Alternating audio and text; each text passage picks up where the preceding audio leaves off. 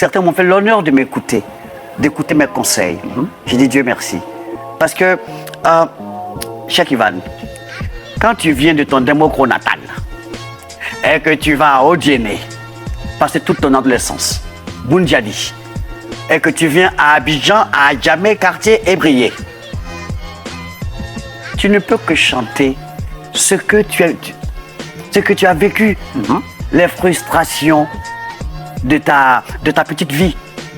Et quand tu mets tout ça en musique, on dit que tu es un chanteur engagé. Écoutez, ceux qui connaissent Adjamé, quartier Ébrié, ok, Bracodiba, ils savent que là-bas, vraiment, il n'y a pas le métro. Vous dites quoi à ceux qui disent qu'Alpha Blondy est un fou? Ah, je suis d'accord avec eux. Hein? Ok, chacun perçoit chacun selon sa propre compréhension. Ok, de toute façon, Jésus a été traité de fou. En Israël, on m'a montré, quand j'étais à Jéricho, on m'a montré là où Jésus a été enfermé en 40 ans. C'est-à-dire, on l'a isolé. Ok? D'ailleurs, dans le Coran aussi, Mahomet aussi a été accusé d'être un illuminé. Donc, quelque part, cette épithète-là, moi, ça me convient parfaitement. J'ai explosé à partir de la RTI, où j'étais choriste. À l'orchestre de la RTI. À l'orchestre de la RTI, et on m'a fait chanter des titres lors d'une émission, Une étoile est née, et je suis née ce jour-là. J'ai chanté près de 10 à 11 titres. Je suis devenue internationale aussitôt parce qu'on envoyait les films dans tous les pays. Et sans album... Mais c'est qui celle-là? Oui, sans album, je suis devenue superstar, je ne le savais pas. Je tournais avec Bonkana Maïga.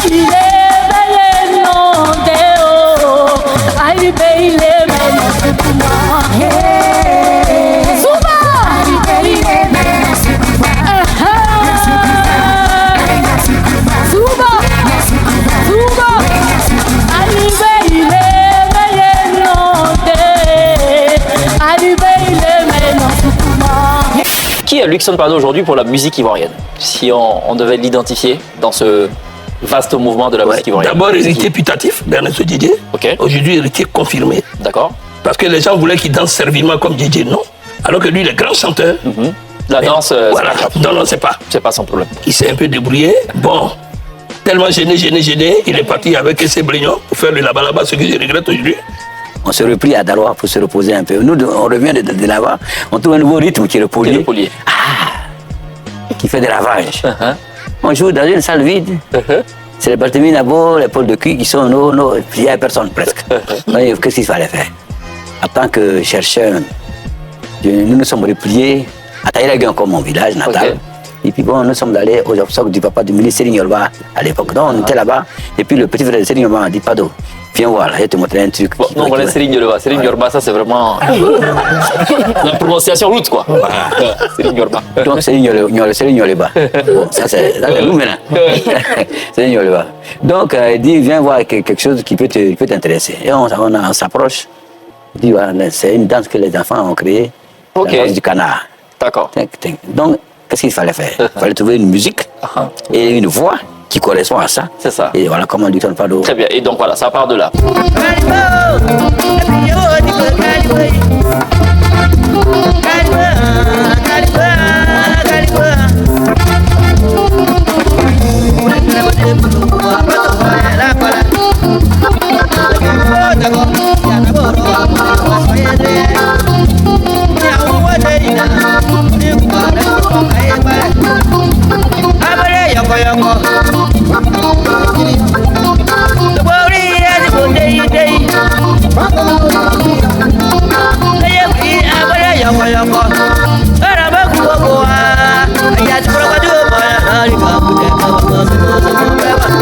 Donc cette rencontre, elle se fait comment avec Paco Rabanne? En fait, moi je jouais pour le corps Méditerranée. Et donc, d'Abidjan, on nous a amenés en Italie. Il faut préciser ça à Sondé. Voilà, à Sondé, le Club Med. Voilà, le Club Med. On travaille 6 mois à Sini. Et puis après, on nous amène en Italie. Mais là, on jouait un peu de jazz, un peu de bossa nova, un peu de pour égayer un peu les touristes et tout. Donc, arrivé à un certain moment, j'étais resté un peu trop au club. Donc, je voulais un peu, voilà, changer un peu, voilà. Donc, je suis descendu à Paris où j'ai croisé mon frère. Et je disais comme ça, j'avais une maquette. Je dis, bon, écoute, il faut que je trouve une maison de production pour sortir une œuvre. Voilà, c'est comme ça qu'on a commencé à courir après la maison de disques. Et puis, on s'est retrouvé au 57 boulevard de la Villette, où Paco Rabanne avait en tout cas une maison de culture, voilà, où les groupes comme Bamina, Expérience 7, Jocelyne Bérois, que j'ai connu là-bas d'ailleurs, elle n'avait pas encore d'album en ce moment, on a même bossé beaucoup ensemble.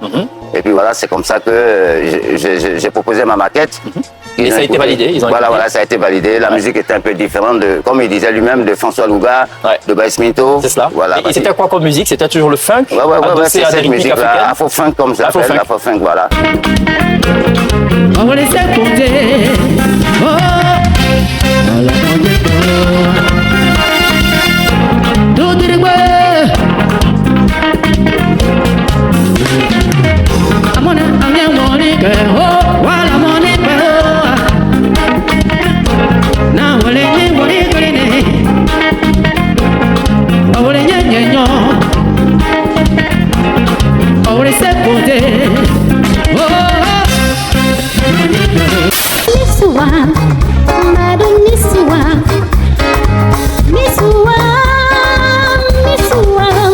Je suis né dans le ghetto, j'ai grandi dans le ghetto. Il y a l'esprit que nous, s'il y a même l'esprit là, ça y est en moi. C'est ça.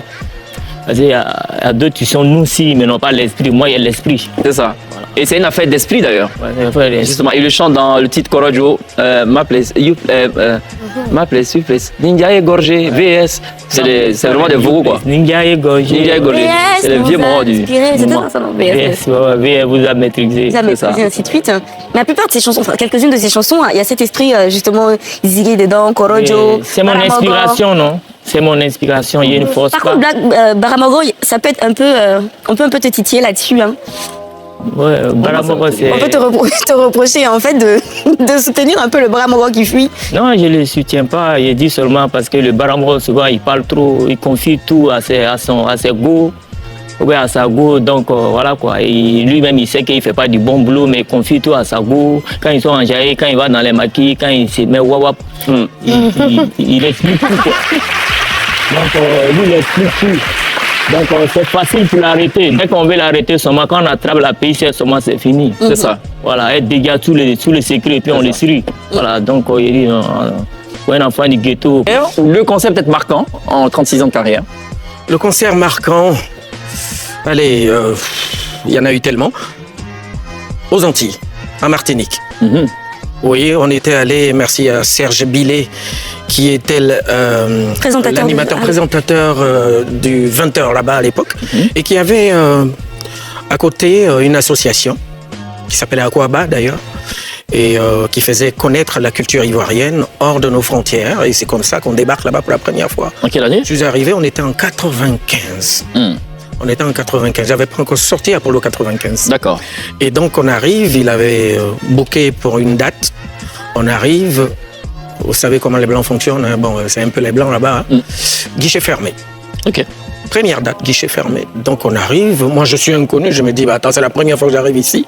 La salle est déjà pleine, les billets sont déjà vendus. Comment il a fait? Et on m'annonce en descendant de l'avion qu'on demande une deuxième date. La deuxième date. Tu n'as pas encore joué, hein? Non, j'ai pas encore joué. Ouais, on demande, okay. La deuxième date le lendemain, guichet fermé. Okay. Alors 2 dates, guichet fermé, dans un pays où j'arrivais pour la première fois. C'est cela.